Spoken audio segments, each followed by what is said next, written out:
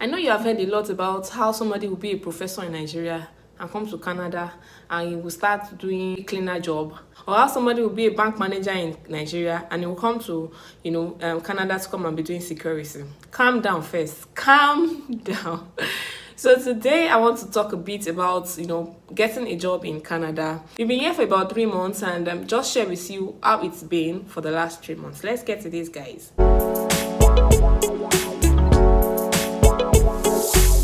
Welcome back to the channel, guys. My name is Christy and this is Christy Sports. On this channel I share content on faith and our lifestyle in Saskatchewan, Canada as new immigrants.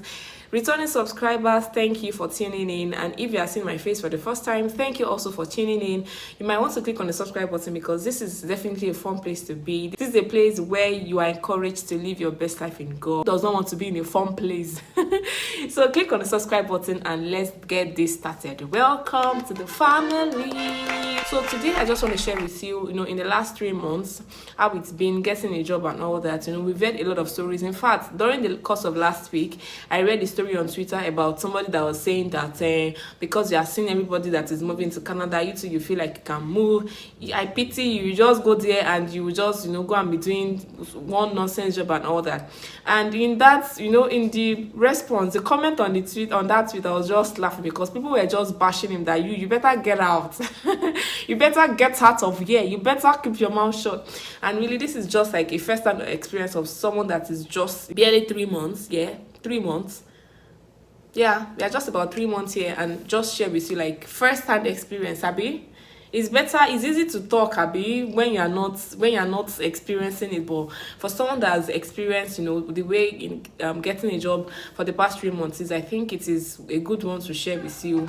And okay, so beyond essays and beyond, some of the things you have read on Twitter or some of the things you have seen on social media, this is me giving you like a first-hand experience of how it's been. Okay, so for me, I actually was able to get something within the first month of our being in Canada.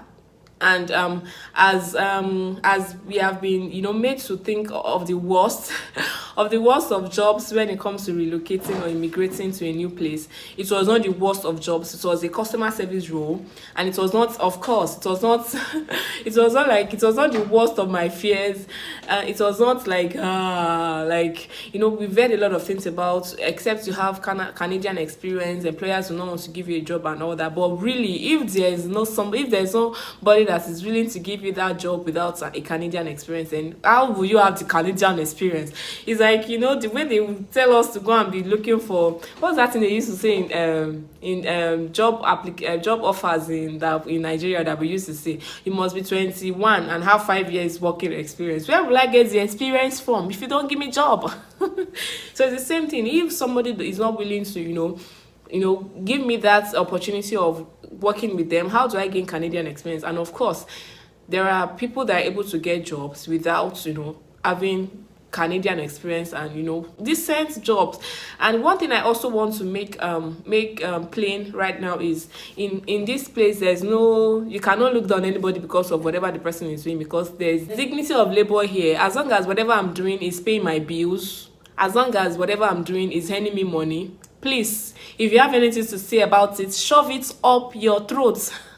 I wanted to say something else, but I decided to say truth. I'm a child of God. I should not be thinking such thoughts. Okay, as long as whatever I'm doing is paying my bills, I don't think it's anybody's business what it is. And one of the responses I saw on that tweet I was talking about earlier is that even if these people that you see that go to Canada and or maybe other abroad generally, and you feel like, well, they were earning really well in whichever country they are coming from, and now they're having to do menial jobs. Such jobs are not things that people do forever.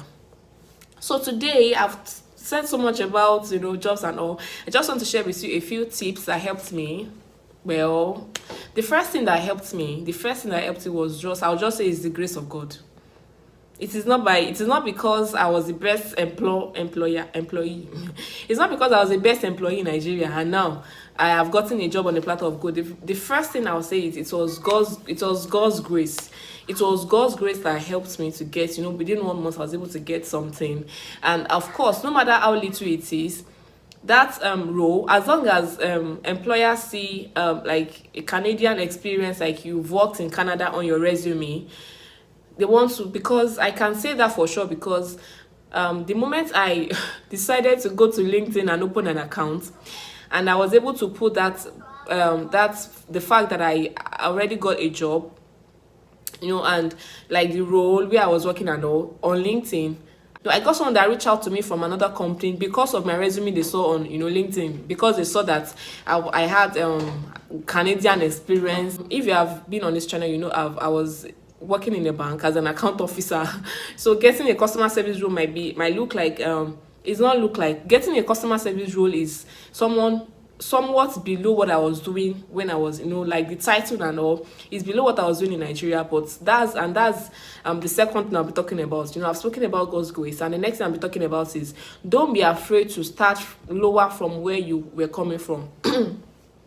Don't be afraid, don't be ashamed. There is no shame in this matter. There is no shame to say that you were working in, for example, I was in the second level and very close to getting promoted to the third level, and now I am here, as a customer service. It's like someone that is like close to being a team lead, coming here to become like a teller or something. And so don't be afraid to say, to start from not exact, and most times you don't get exactly. Most times there are times some people are able to get something very close to what they were doing, and when I mean very close, in terms of the level, the position they were in the country where they were coming from before they come here. Most times it is not that way. It is just a few times that people are able to get something close to that job function. Most times employers want to also see how you are able to move from one stage of the company to the other. So for example, don't be afraid, don't be ashamed to start from, if you are in I know people in health and all that, and in such departments, in such lines of work, might be able to get exactly what they were doing in Nigeria. But for people that I don't know, for someone like me, I shouldn't be afraid to start like as a customer service person, in just to see that okay, I'm able to now from there grow into the position I desire to go into. Whichever line of business or line of occupation you were in the country you are coming from, don't be afraid to say you want to start from the customer service role of that same occupation.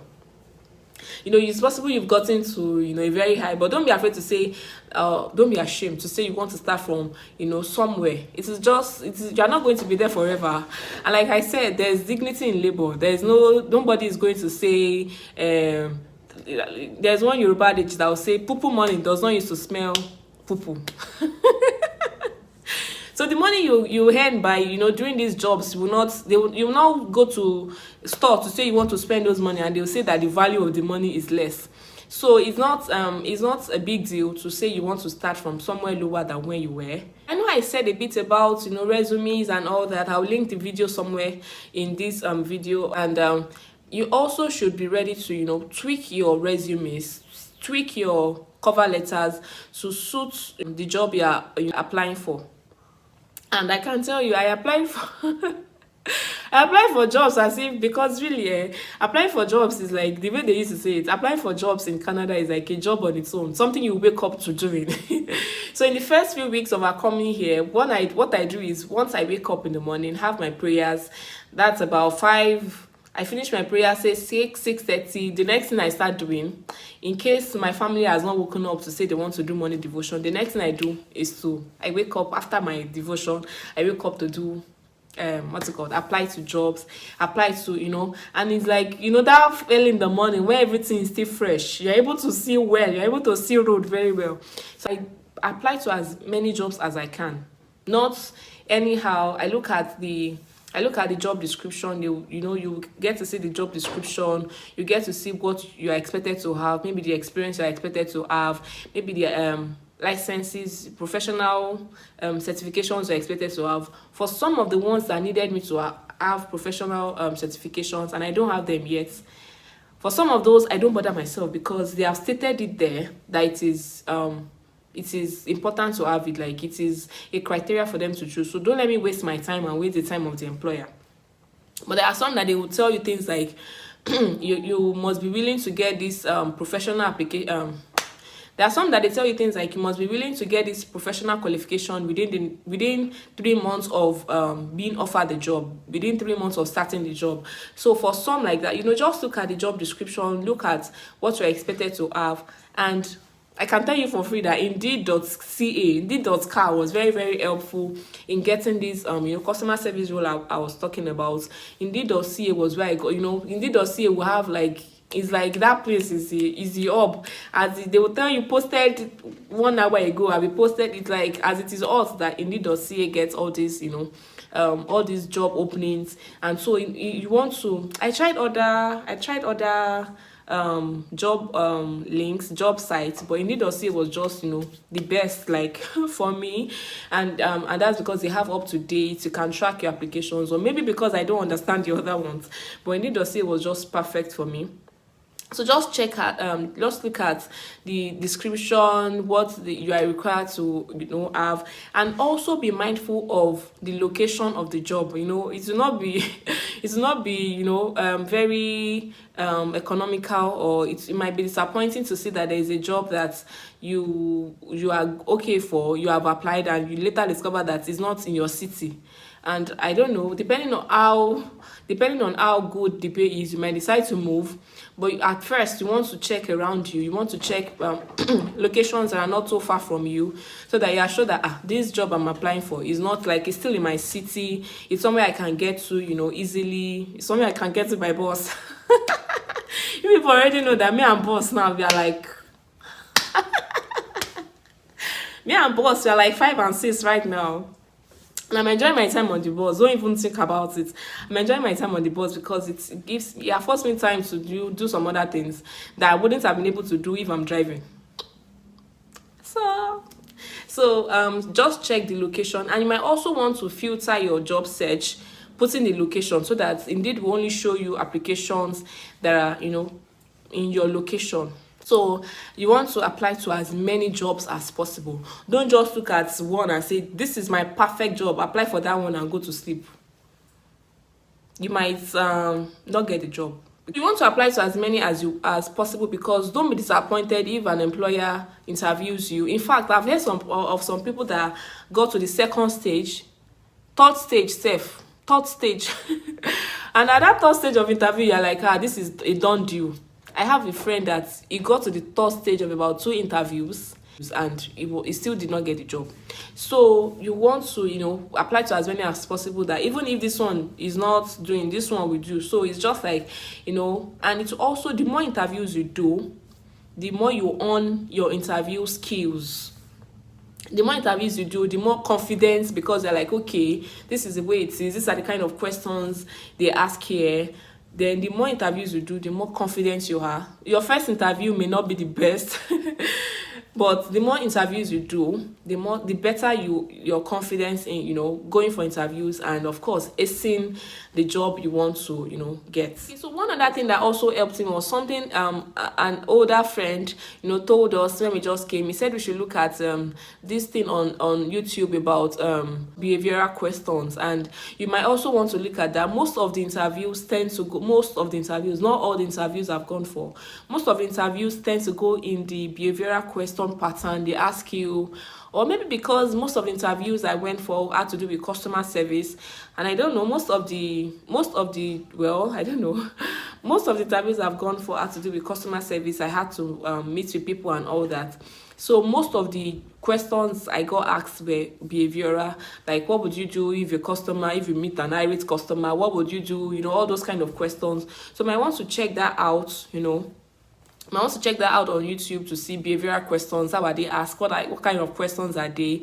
But be also ready to think on your feet, like as they're asking the question. It is not all the scenarios that must have happened to you. But you need to be able to, quickly think of, it's like saying, if you are faced with a kind of situation, what you will do. So it's possible it has not happened to you, but when they ask you such questions, you have to, respond in a way that, okay, so this is what's happened and this is what I did. So it's like you're saying, in case it happens, this is what you will do. but you have to say it like the past tense. It has happened and this is what you did. So that's how behavioral questions are. This is very, very important. If you have not been listening to all the things I've been saying before, this one is very, very important. This one is very very, very important. And that is, when we came, one of the services we got to enjoy for free was an employment advisor. Canada is so gracious. They gave us, in each person will have an employment advisor, someone that would, like hold your hands through your interviews, hold your hands through your, resume, how to write your resume, your cover letter and all that. When you come in, or even if you are here already and you did not make use of that free service, I think you should. That is in case you don't have a job yet. I think you should, because they helped me a lot. My first discussion with my employment advisor had to do with me sending in my resume and cover letter. He helped me to polish it up. Like, of course, it's been here. That's his own job to be checking. Employment advisor is his job, is his role. So he would just check resume and cover letter to see what should be there, what should not be there, what you should correct, just to ensure that it is perfect for, when employers in Canada see it, they are like, okay, even if they don't take you, it is not because your resume or your cover letter is wacky or something. So you want to make use of it. Is free. The service is free. The service is free. And I don't know, they're just, it's just like you need to be on top of your mails when you get mails and all that. So you want to make use of your employment advisor. And one other thing my employment advisor helps me with was a mock interview. There was one interview, and I think I was able to get to the third stage of that interview before they finally said, second. I think I got to the second stage before they finally said they got a better candidates and all that. So he also helped with a mock interview. Like, he's the employer, I'm the one that is applying, I'm the applicant. Like, he asked me questions, like the way they will ask me, and that kind of like prepared me for the kind of things to prepare for. During that mock interview, the first question they asked me was, tell me about yourself. And as simple as that sounded, I had issues. In the first few seconds, I was rambling before I later gathered myself and was able to, so things like that will help you to know that, okay, in case they ask, and he later told me, okay, so these were the things you did well, these were the things you didn't do so well with, and I was able to, he was able to tell me things to, improve on, and that also helped me. So you want to make use of your employment advisor. It is a free offer. And I don't know, some people feel like it is stressful to talk with the employment advisor. What would they give me that I don't have already? They have been here, so they know what applies and what not. So you might also want to make use of that, especially if you want to, if you are looking at getting a job. It's not like you came to for a business, business person. The way we were able to get an employment advisor assigned to us was having a meeting with, there's one society they call Open Door, and that was when they asked us some of the services we will need. And of course, all their services are free. Yeah, so far all their services are free. They have seminars on resume, on cover letter, on interviews, all those things, and all those things are free.